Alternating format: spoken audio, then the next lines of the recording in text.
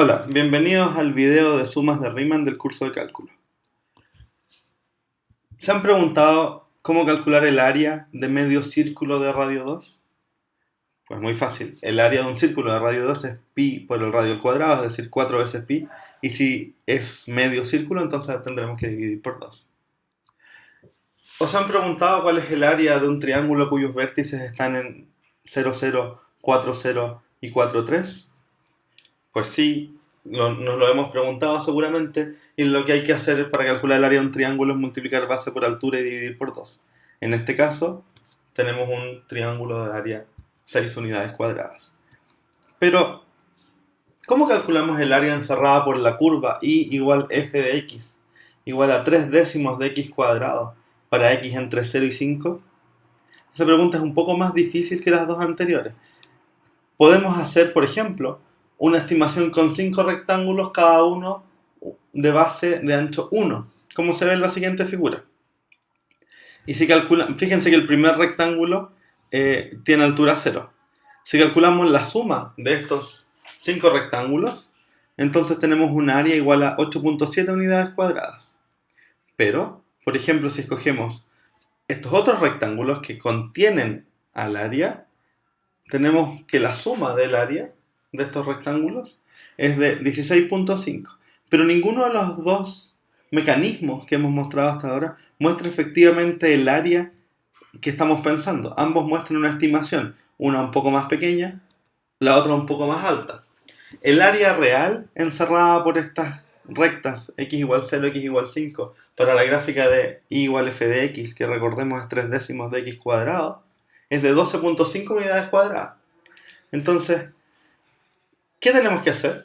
Tenemos hasta ahora dos estimaciones, una menor que el valor exacto y otra mayor. Y si llamamos A al área buscada, tendremos que el área de los rectángulos más pequeñitos es menor o igual que el área real que buscamos, que es menor o igual a su vez que el área de los rectángulos más grandes. ¿Podemos hacer una mejor estimación del área bajo la curva? Por ejemplo, podríamos tomar la base de los rectángulos de ancho 0.5 unidades y formar rectángulos como los dos ejemplos anteriores y sumar los rectángulos más grandes y los rectángulos más chicos y obtener, haciendo rectángulos por debajo, un área de 10.6875 unidades cuadradas y haciendo rectángulos por encima de la gráfica, una estimación de 14.4375 unidades cuadradas. ¿Podemos hacer aún una mejor estimación del área buscada? Un poco más en general, notemos que la función que estamos mirando es creciente en el intervalo de interés.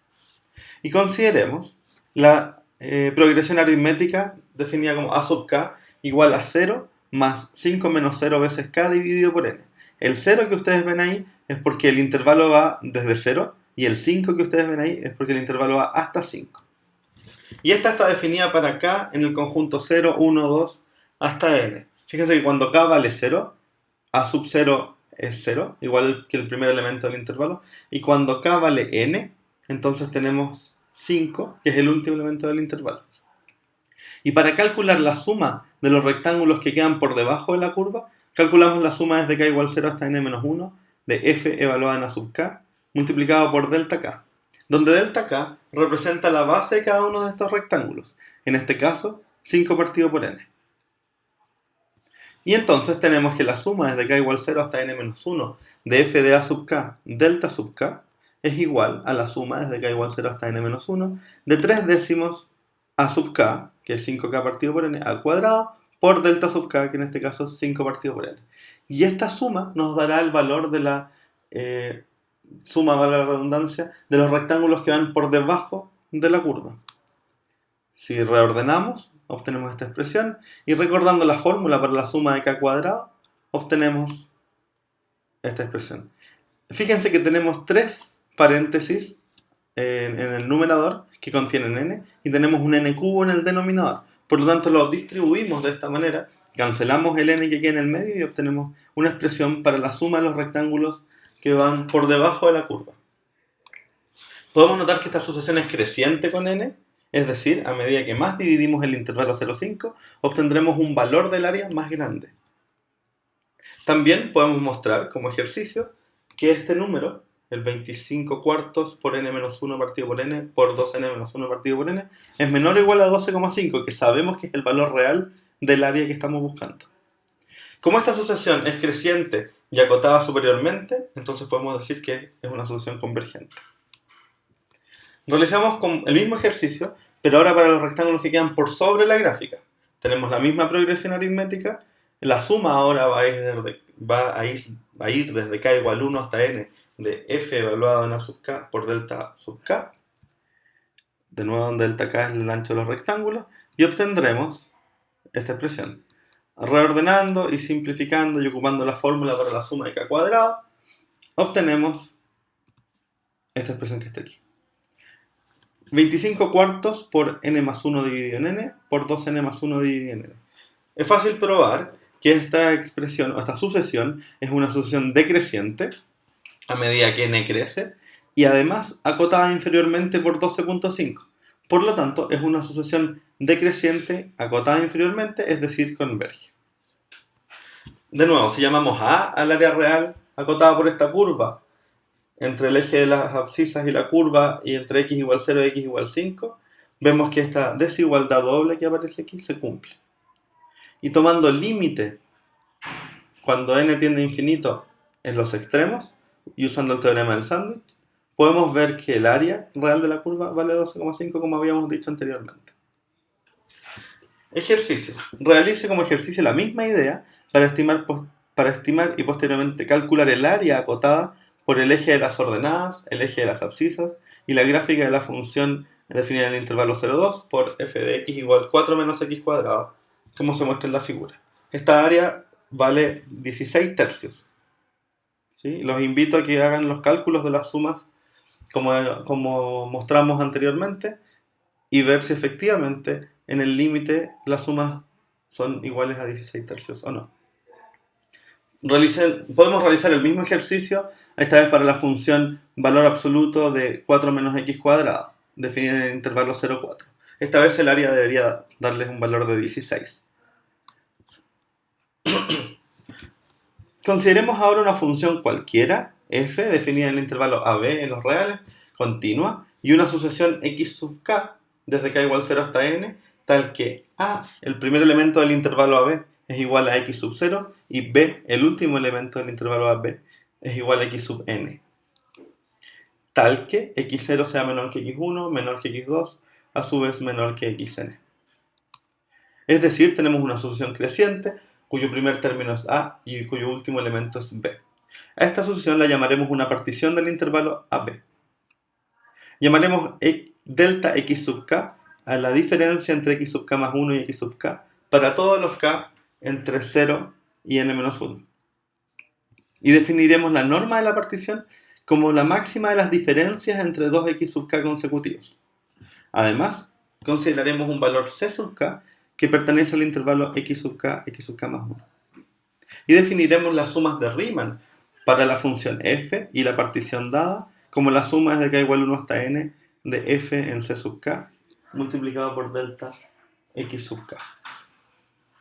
Por ejemplo, tenemos aquí una función y hemos marcado el punto C1 f de C1, C2 f de C2, C3, C4, C5 y C6 f de C6. Y para cada uno de estos puntos hemos definido un rectángulo de ancho, en este caso 0,5, que tiene la altura dada por f de C1, que es la elección que hicimos de C1 en el intervalo entre 0 y 0,5. Segundo, para el segundo rectángulo, con base de 0,5 hasta 1, hemos escogido un punto C2, y la altura de este rectángulo viene dada por f de C2, y así para los 6 rectángulos. En los ejemplos anteriores, escogimos el elemento C1 casi de manera aleatoria en el intervalo xk más 1, pero podemos hacerlo de otras maneras. Por ejemplo, podemos escoger, dado que la función está restringida al intervalo xk más 1, es continua en esta restricción, por lo tanto tiene máximo, y llamaremos c sub k estrella al argumento máximo de f de x para x en xk más 1.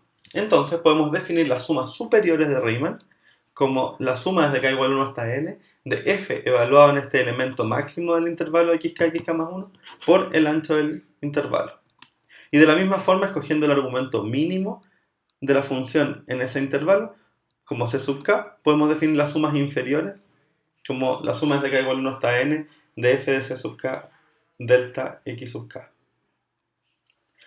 Tenemos entonces el primer teorema. Si f es una función definida en el intervalo a, b en R, continua y positiva, entonces el área A, encerrada por el eje de las abscisas, la recta x igual a minúscula y x igual b, y la gráfica de la función igual f de x, satisface que las sumas inferiores son menores que la suma real, o que el área real, y este número a su vez es menor que la suma superior.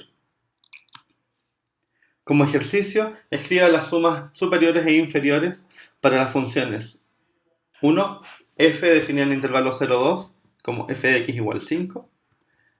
Para a y b en números positivos definimos la función definida en el intervalo 0a por bx. Y tercero, la función definida en el intervalo 0,3 por f de x igual x a la cuarta. Y luego calcula el límite que se obtiene haciendo la norma de la partición tender a 0. En el teorema anterior hablamos de área, pero en realidad no necesitamos que la función sea positiva para poder hacer sumas inferiores y sumas superiores.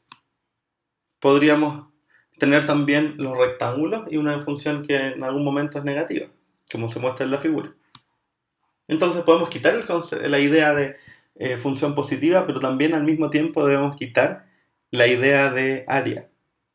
Sea f una función definida en el intervalo a, b, continua, y entonces en este caso las sumas de Riemann satisfacen que la suma inferior es menor o igual que una suma donde el punto dk está elegido de cualquier manera, o sin una manera prefijada como antes, y este número a su vez es menor o igual a las sumas superiores de Riemann. El teorema más importante de este capítulo es el siguiente. F, una función continua definida en el intervalo a, b, entonces las sumas superiores y las sumas inferiores de Riemann convergen y en el límite son iguales. Además, podemos quitar este concepto de continuidad de una manera suave, es decir, considerar una función continua que sea discontinua tal vez en a lo más un número finito de puntos. Entonces las sumas superiores e inferiores convergerán y en el límite serán iguales. Por ejemplo, podemos considerar la función definida en el intervalo menos 2, 2, definida como menos 3 si x está entre menos 2 y 0, y 1 si x está entre 0 y 2. Esta función no es continua. Si se fijan en el 0, el límite por izquierda vale menos 3 y por derecha vale 1. Pero de todas maneras sus sumas inferiores y superiores de Riemann se pueden calcular.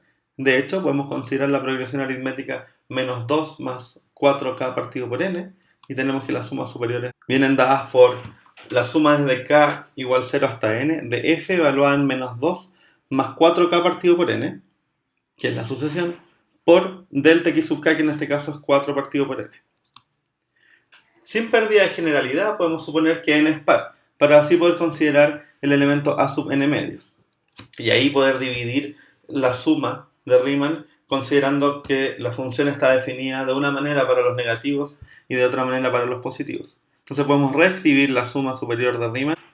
Entonces, dividiendo el intervalo en el punto o en el elemento de la sucesión con coeficiente n medios, podemos ver que a la izquierda vamos a tener x negativo y por lo tanto f de x va a ser igual a menos 3, y a la derecha del 0 va a ser f de x igual a 1, como vemos en esta línea de aquí, y luego reemplazando las sumas obtendremos esta expresión.